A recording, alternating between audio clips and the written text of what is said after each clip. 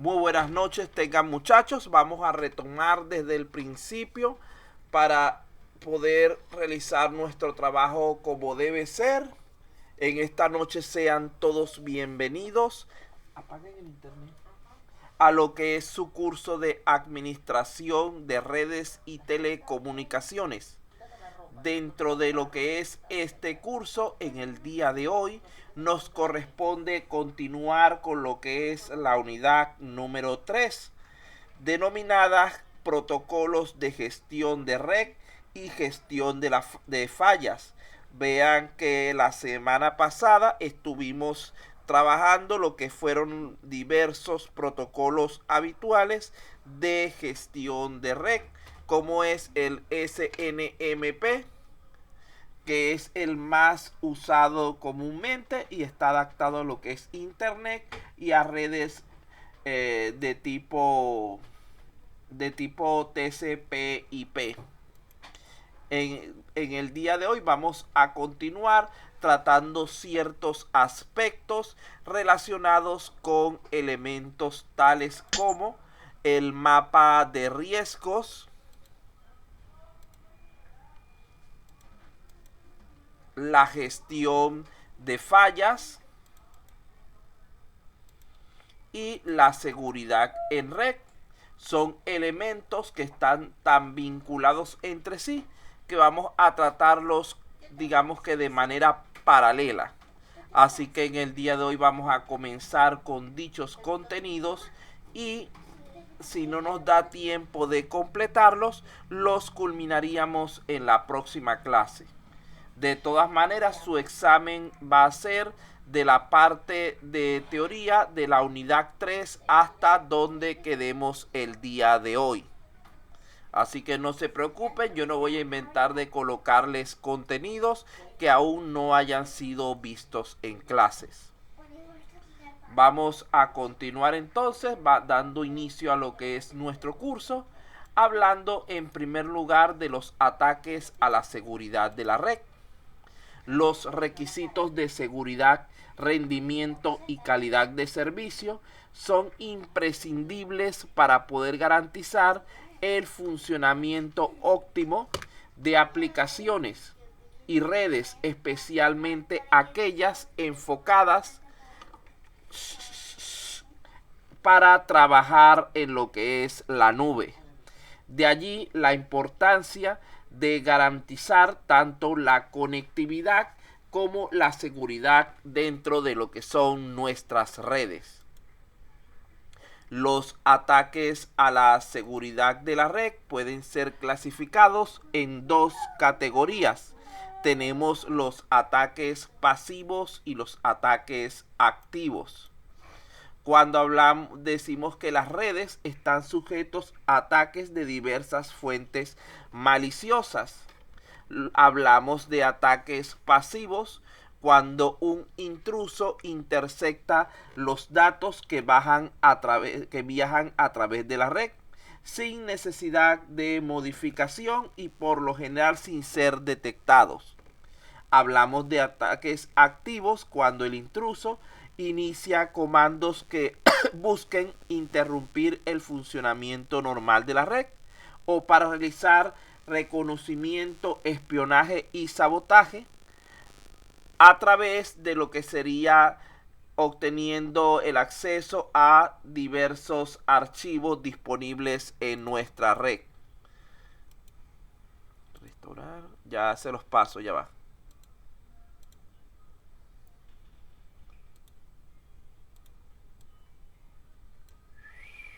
Vamos a esperar a que cargue el archivo. No, vamos a seguir porque está un poquito grande.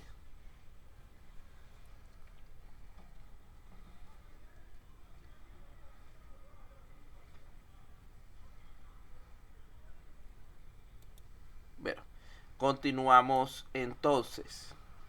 Dentro de lo que son los ataques pasivos, tenemos que recordar que estos se basan en lo que es el monitoreo de las transmisiones. El objetivo de este tipo de ataque es fundamentalmente obtener la información que se está transmitiendo a través de la red. Aquí en lo referente a este tipo de ataques podemos encontrar los siguientes: la divulgación de mensajes, el análisis de tráfico y el escáner de puertos, entre otros. Cuando hablamos de la divulgación del contenido de mensajes, estamos hablando de un tipo de ataque pasivo por medio del cual el intruso se entera de la información transmitida. Por ejemplo, escuchar la llamada telefónica de otras personas, leer correos electrónicos ajenos, etc. La escucha telefónica por parte de la policía o otras fuerzas gubernamentales reconocidas puede ser considerada como una escucha de tipo legal según la normativa que exista en ese país. Fíjense que en este tipo de ataques, ¿dónde está el lápiz? Vamos a sacarle punta al lápiz. Ya. En este tipo de ataques tenemos aquí los tres elementos de esa comunicación. Tenemos el remitente, que sería Bob.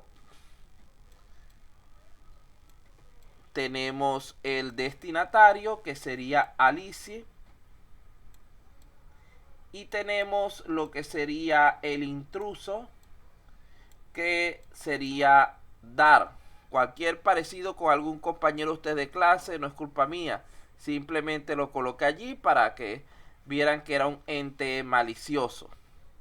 Entonces fíjense que en este caso los mensajes que salen de Bob hacia Alicia deberían pasar sin ninguna interrupción, pero Dar, utilizando diversas técnicas, logra visualizar ese contenido sin que ninguno de los dos otros participantes de la comunicación se den cuenta. Esto sería ese primer tipo de ataque pasivo, ya que él no está alterando la información en ningún momento. Si él alterara la información o cortara su flujo, sería un ataque activo.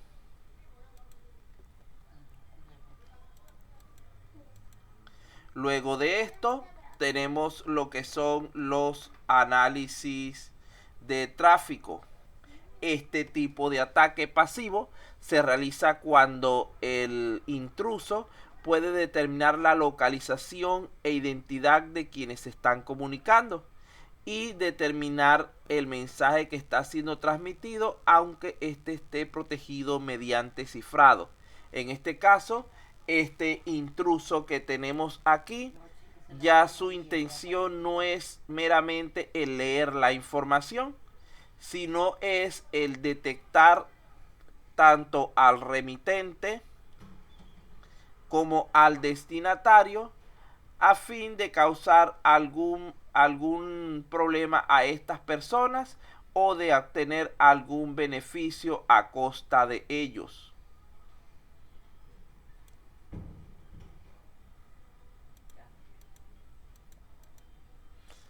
Luego de esto tenemos nuestro tercer tipo de ataque, que sería el escáner de puertos. Este término se emplea para designar a la acción de analizar por un medio de un programa el estado de los puertos de un computador conectado a una red, detectando si alguno de sus puertos está abierto, cerrado o protegido por diversas medidas de seguridad, como por ejemplo un cortafuego. Esto nos va a permitir conseguir debilidades, vulnerabilidades que pueden ser aprovechadas para el ingreso a la red en la cual no se tiene autorización. Entonces vean que lo que se trata este ataque de escaneo de puertos es mandar una señal verificando cada uno de los puertos disponibles hasta conseguir alguno que cuente con la autorización para acceder al sistema protegido.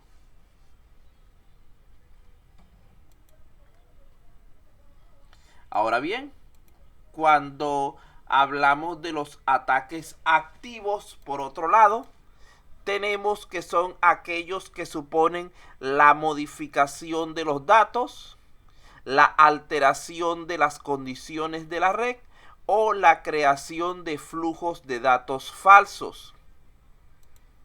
Vamos a hablar aquí en primer lugar de lo que sería el enmascaramiento.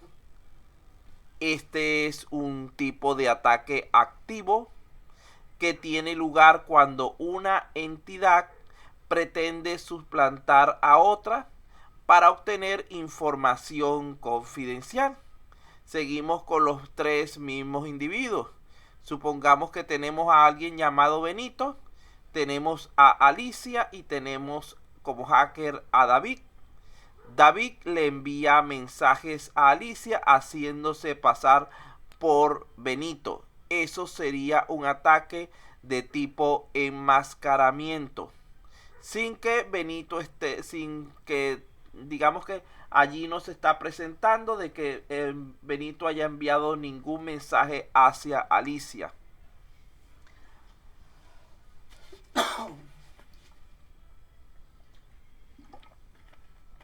Esto se da mucho, por ejemplo, cuando hay hackers que se hacen pasar por páginas de banco, etcétera, mandándote mensajes donde te piden el actualizar tus datos para ver si caes en esa trampa. Entonces, como pueden ver, en este caso no hay ningún tipo de participación o intervención de lo que es el remitente verdadero del mensaje en este proceso. Se supone que él no se está comunicando en ese momento con Alicia, sino que lo está haciendo otra persona.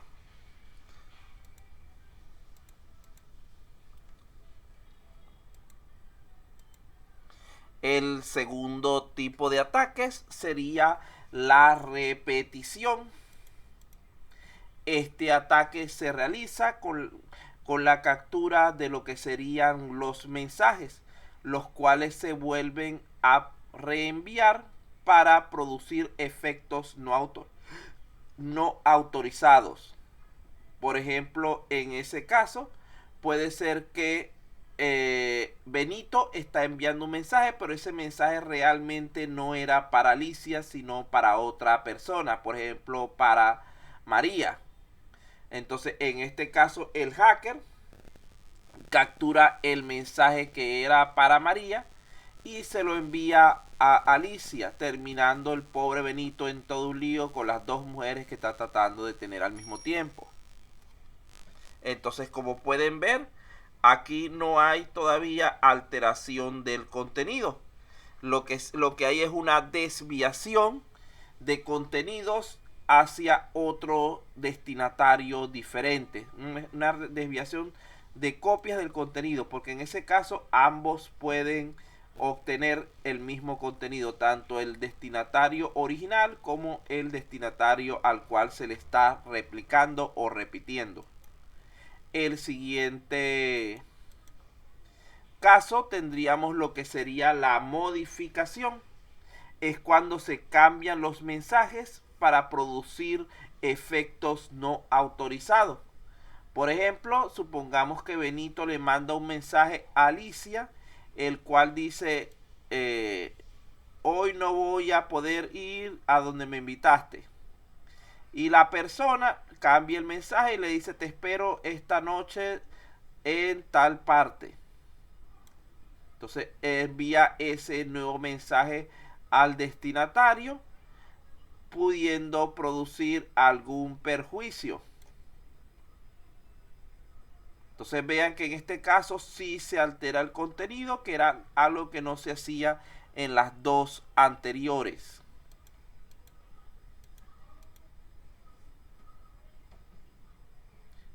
Tenemos en último lugar de esta clasificación lo que es la denegación.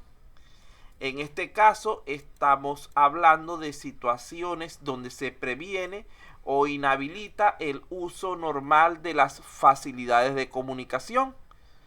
Esto frecuentemente se hace para obtener algún fin específico o para causar perturbaciones sobre la red.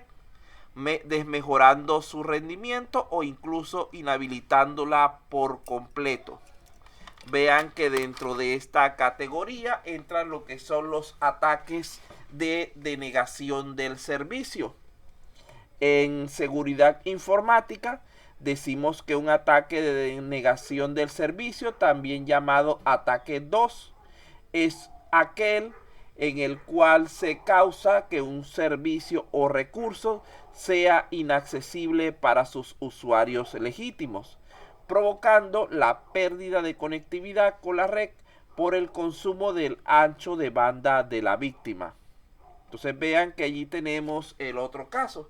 El hacker ocupa todo el internet que estaba disponible, todo el ancho de banda que está disponible para Benito, y Benito ve que no tiene conexión a la red, o que tiene una conexión con una velocidad sumamente baja. Estos son los principales tipos de ataques activos. Aparte de estos, existen muchísimas otras modalidades, tales como el DNS spoofing, que sería lo que es el envenenamiento, la alteración del caché DNS del equipo. Esta es una situación creada de manera maliciosa que provee datos de un servidor de nombres de dominio que no se origina de fuentes autorizadas. El ataque man in the middle es un ataque de intermediario, también conocido como ataque Janus. Este es el que se adquiere la capacidad de leer, insertar y modificar la información de la otra persona a voluntad, es decir, antes de poder llegar a lo que sería su destino real, va a tener que pasar toda la información por ese intermediario, el cual puede, si lo desea, hacer cualquier clase de modificación o inclusive bloquearla por completo. Tenemos el ARP spoofing, que sería la suplantación de esta puerta, enviando mensajes falsos a la Ethernet. Normalmente la finalidad de este ataque es asociar la dirección MAC del atacante con la dirección IP de otro nodo, es decir, el del atacado. Por ejemplo, con la puerta de enlace predeterminada para poder que su equipo funcione como si fuera el de la otra persona. Tenemos también el ataque Smurf. Es un ataque de denegación de servicios que utiliza mensajes de ping hacia lo que es el broadcast de la máquina, con el fin de inundar un objetivo, o es decir, el sistema atacado. La palabra Smurf, que significa pitufo. ¿Qué es lo que pasa con este ataque? Mando muchas pequeñas solicitudes a tal punto que el sistema se colapsa por exceso de solicitudes. El desbordamiento del buffer, que es un error de software que se produce cuando un programa no controla adecuadamente la cantidad de datos que se copian sobre un área de memoria reservada, de forma que si dicha cantidad es superior al valor preasignado, los bytes sobrantes se almacenan en otras áreas de memoria, sobreescribiendo el contenido original de estas. Y así tenemos también el desbordamiento de montículos, que es un problema aritmético que hace referencia al exceso de flujo de datos sobre un canal de comunicación. Esto permite un acceso no autorizado a la memoria por parte de un comando o de un programa o de un script. El formato string, que es un ataque cibernético avanzado, el cual se produce cuando los datos enviados a través de una cadena de entrada de caracteres son evaluados como un comando por la aplicación o servidor al cual van dirigidos. Tenemos la inyección SQL, que es un medio de infiltración de código que se vale de una vulnerabilidad informática presente a nivel de validación de las entradas para realizar operaciones sobre la base de datos. Tenemos el pinching, que es un método que los ciberdelincuentes utilizan para engañar a las personas y conseguir que revelen información importante, como por ejemplo contraseñas, datos de tarjeta de crédito, de seguridad social, etcétera. Lo hacen mediante el envío de correos electrónicos fraudulentos dirigiéndole a un sitio web falso, es otra de las maneras. Y el cross-site scripting sería un ataque de inyección de código malicioso para su posterior ejecución, que puede realizarse a través de sitios web, aplicaciones locales e incluso del propio navegador. Hay una versión de este cross-site que se encarga de explotar código malicioso a través de un sitio web en el que los comandos no autorizados son transmitidos por un usuario en el cual desde el sitio web en el que él confía, es decir, sería como una forma de usurpación del sitio web mezclada con el scripting. ¿Cuál es entonces la diferencia entre ataques activos y pasivos? La mayor diferencia es que en los ataques activos el intruso intercepta la conexión y modifica la información, mientras que en el ataque pasivo el intruso intercepta la información con la intención de leerla o analizarla, no para alterarla. ¿Eso quiso él? ¿Esto quiso él? Entonces vean que aquí tenemos información acerca de los diferentes tipos de ataques activos. Aquí tenemos una tabla donde comparamos estos dos elementos. Vean que vamos a resumirla para poder continuar con el siguiente punto. Dice que el ataque activo intenta cambiar los recursos del sistema o afectar su funcionamiento. El ataque pasivo intenta leer o hacer uso de la información, pero no influye en los recursos del sistema. De allí podemos decir que en el ataque activo ocurre la modificación de la información y en el ataque pasivo no. Daño al sistema, el ataque activo. Se cayó el internet. ¿Estás usando internet, Yani? Yani, ¿estás usando internet? No, yo lo quité. Aquí se cayó.